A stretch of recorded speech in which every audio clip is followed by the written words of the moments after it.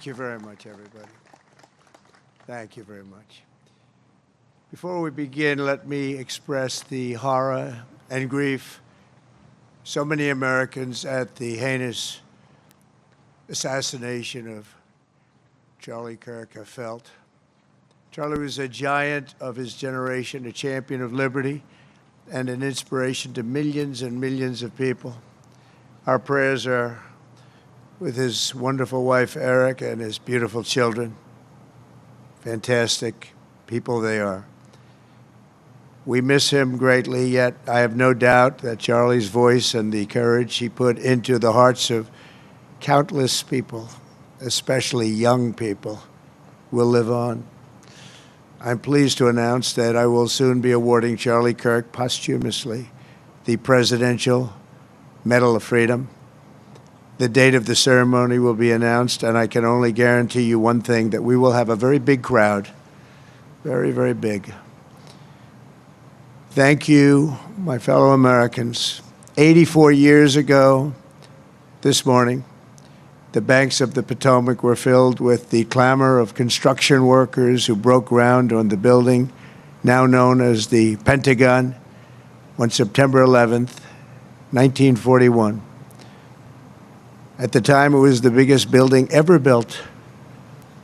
From that moment forward, this structure stood as a monument to American strength, power, and cherished American freedom.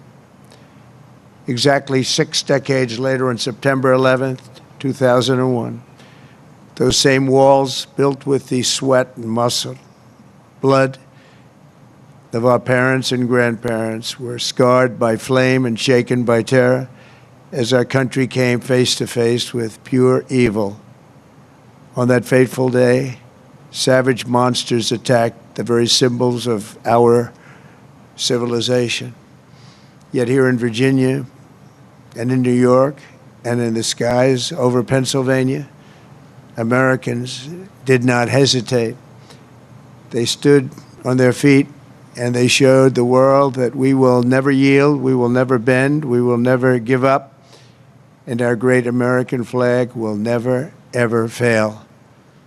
That terrible morning 24 years ago, time itself stood still. The laughter of school children fell silent. The rush of our traffic came to an absolute halt. And for 2,977 innocent souls and their families, the entire world came crashing down so suddenly. In the quarter of a century since those acts of mass murder, 9/11 family members have felt the weight of missed birthdays and empty bedrooms, journals left unfinished, and dreams left unfulfilled. To every member that still feels a void every day of your lives, the First Lady and I unite with you in sorrow. And today, as one nation, we renew our sacred vow that we will never forget September 11th, 2001. Amid the horror of that morning, some used cell phones and office lines to whisper their final words to those who mattered most. They whispered indeed. At 8:59 a.m. aboard United Flight 175, Brian Sweeney called his wife, Julie. He told her, "Do good. Go have good times. I totally love you. I'll see you again. I'll meet you up there." 4 minutes later, his plane hit the south tower of the World Trade Center. At 9:12 a.m. aboard American Airlines Flight 77, Renee May called her mom. Just the day before, Renee had learned that she was 7 weeks pregnant, but she never got the chance to share the news. She simply said, "I love you, Mom." 25 minutes later, Renee's plane struck the Pentagon. So violent, a strike it was. At 9:53 a.m. aboard United Flight 93, Elizabeth Waineo called her stepmom. They're getting ready to break into the cockpit. What do? I love you so much. They're going to break in. 10 minutes later, Flight 93 ended in the hallowed field near Shanksville, Pennsylvania. At 10:25 a.m., Tom McGinnis was trapped on the 92nd floor of the North Tower when he told his wonderful wife, Helena, on the phone, "There are people jumping from the floors above us. If we get out of here, it'll be a total miracle. I love you, darling. Take care of Caitlin, beautiful daughter." 3 minutes later, the tower fell. Out of the ash, we witnessed the awesome power of that incredible love. We've seen it rise again. Out of the wreckage, we watched unbelievable courage suddenly take form. And out of the darkness, we saw the timeless truth of American character shine for the world to see. In America, we take blows, but we never buckle. We bleed, but we do not bow. And we defy the fear, endure the flames, and emerge from the crucible of every hardship stronger, prouder, and greater than ever before. Last year, we were a dead country. Now we have the hottest country anywhere in the world.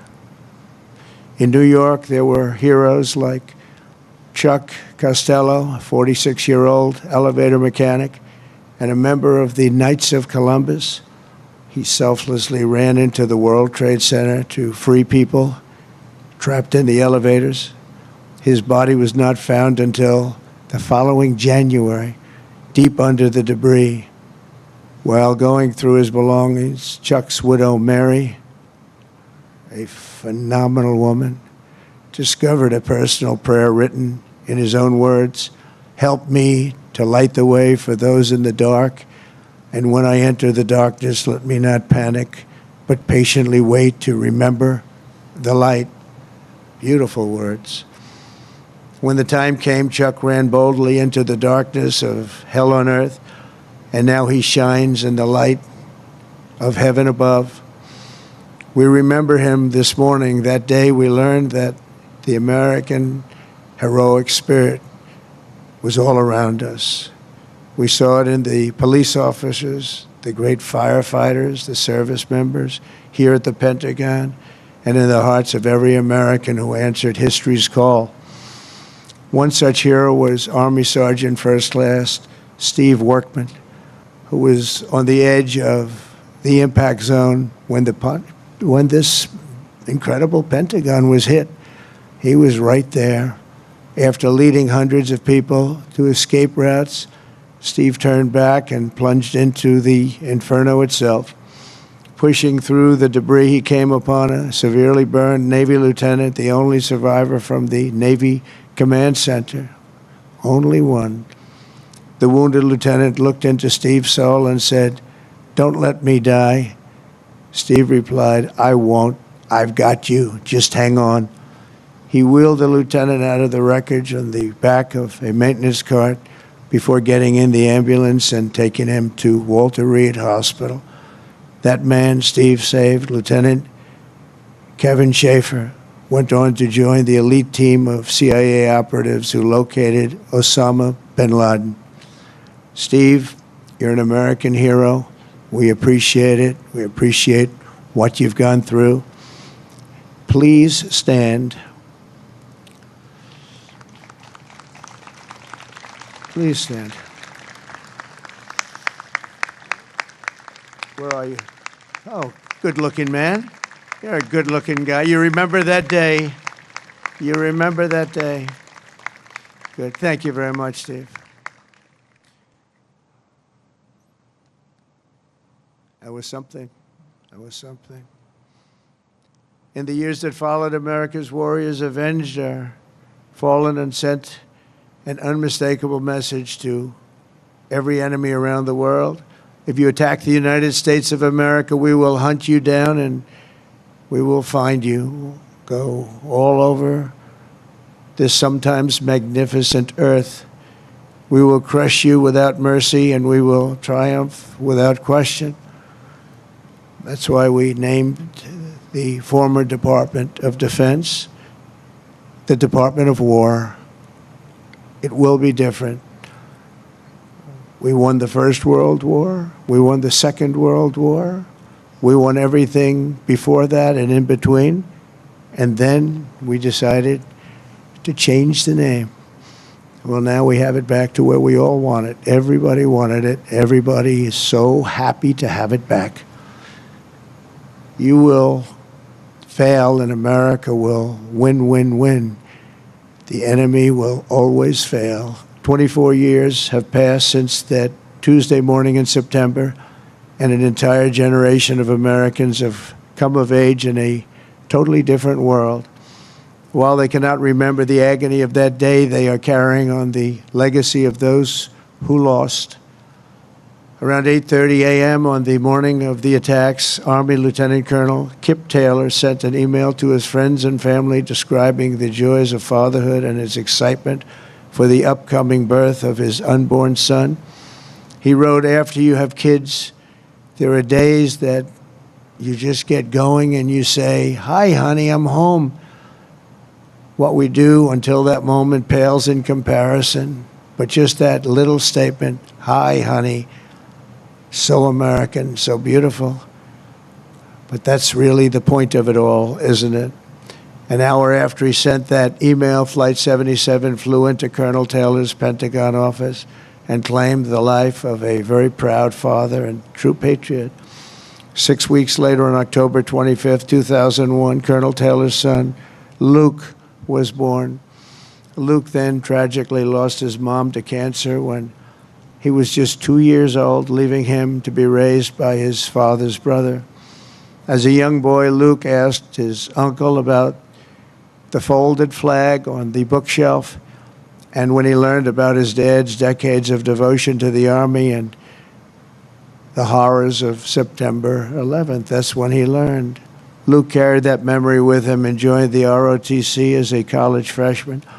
He graduated just last year, and I'm pleased to say he is with us today as a second lieutenant and doing very well. He's rising quickly in the infantry, preparing for Army Ranger School. The spitting image of his dad, they say. Luke says that every time he puts on a uniform, he feels connected to his father and to our country. But it was a father he never knew. Luke, your parents are together in heaven, and they could not be prouder of the man that they have produced. They produced you. Those two great people produced you. Luke, please stand.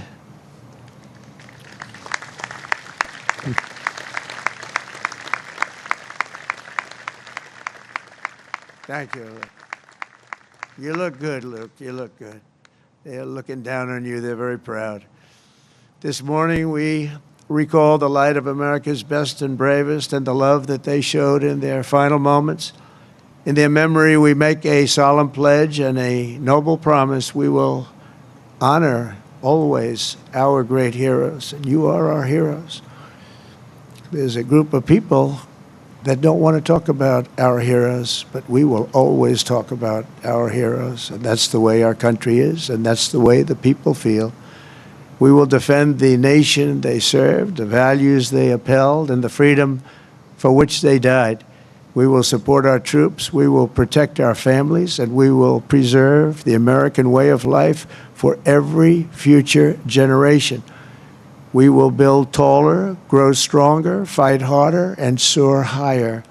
And together we will go forward as one people with one heart, one fate, one flag, and one glorious destiny under Almighty God.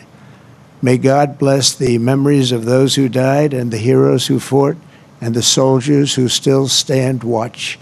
May God bless the United States of America. Thank you very much. Thank you. Thank you.